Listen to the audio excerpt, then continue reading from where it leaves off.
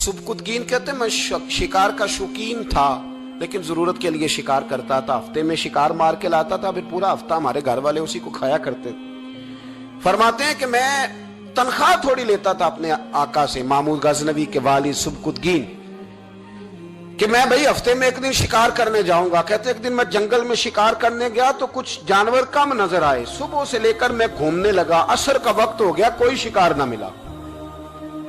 अब मेरे दिल के अंदर यह डर था कि अगर मगरिब मुझे यहीं हो गई तो मुझे कोई दरिंदा, कोई जानवर परेशान करेगा। इसी परेशानी के आलम में मैं दाएं बाएं देख रहा था कि हरनी का एक बच्चा मुझे नजर आया।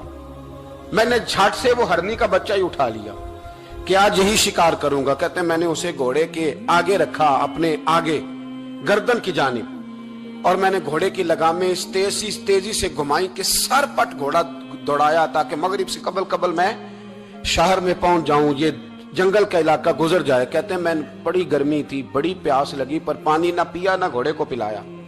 सर पट दौड़ाया इस डर से कि कहीं ऐसा ना हो कि मैं जंगल में मुझे शाम हो जाए। कहते हैं जब मैं शहर से बाहर पहुंच गया तो मगरिब का वक्त भी शुरू हो गया। कहते हैं अभी मैं पहुंचा ही था, मैंने वहां घोड़े को रोका, खुद भी पानी पिया, जानवर को भी पिलाया।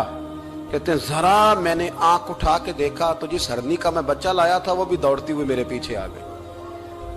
कहते हैं वो पीछे मेरे खड़ी है, पता नहीं कहां से बेचारी दौड़ी। मेरा तो घोड़ा था और मैंने तो सांस भी नहीं लिया। 1.5 घंटा 2 घंटे मैं भगाता लाया इस जल्दी में कि बाहर आना है। कहते हैं पलट के देखा तो उसकी सांस फूली हुई हरनी की और ललचाई नजरों से मुझे देख रही है। दिल के एक कोने से आवाज आई कि आज तो 2 शिकार हो गए।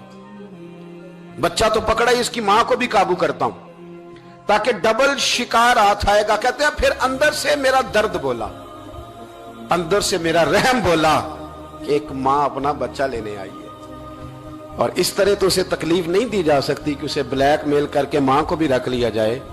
कहते हैं जब मैंने उस हरनी की तरफ देखा तो उसकी नजरों में सवाल था, उसकी नजरों के अंदर सवाल था, कुछ मांग रही थी।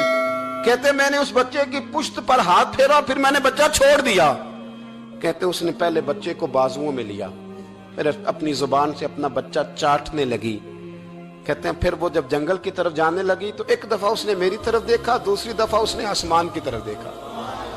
जिंदगी में मुझे इतना सुकून कभी नहीं आया था जितना आज आया। कहते मैं घर गया, इशा की नमाज पढ़ी, बावुजू मैं बिस्तर पे लेट गया। लोगों मेरे नसीब देखो, मुझे मदीने वाले महबूब का दीदार नसीब हुआ। रसूल करीम अलैहिस्सलाम मेरी ख्वाब में आए, मैं रोने लगा। घर महक उठा, फूल खिलने लगे, खुशबुएं बिखरने लगी। कहते हैं महबूब करीम तशरीफ लाए और क्या खूबसूरत जुमला है। महबूब फरमाने लगे ओ सुबकुतगीन, अगर तुझे बादशाह बना दिया जाए तो इंसानों के साथ भी इसी तरह रहम करेगा ना जिस तरह आज हरनी के साथ किया है। अगर तुझे बादशाह बनाया जाए तो रवैया यही रखेगा या बदल जाएगा। कहता मैं रो पड़ा। मैंने कहा यार सुल्ला, मैं तो गुलाम बनने के भी काबिल नहीं, तो बादशाह कैसे बनूंगा। फरमाया तेरी आज की अदा बड़ी पसंद आई है, अर्श के मालिक ने तुझे बादशाह बनाने का फैसला कर लिया। तेरी ये अदा बड़ी भाई है, बड़ी पसंद आई। फरमाते एक हरनी के बच्चे पे रहम खाया था, रब करीम ने मुझे बादशाही अता फरमा दी। हम ना सियासत से बादशाही लेना चाहते हैं, सियासतदानों के अपनी जेब से इश्तिहार छपवा के बादशाही लेना चाहते हैं, डेरा बना के बादशाही लेना। ना ना ना, बादशाही तो रहम करने से मिलती, बादशाही तो शफकत करने से मिलती, बादशाहियां तो अल्लाह की मखलूक से प्यार करने से मिलती।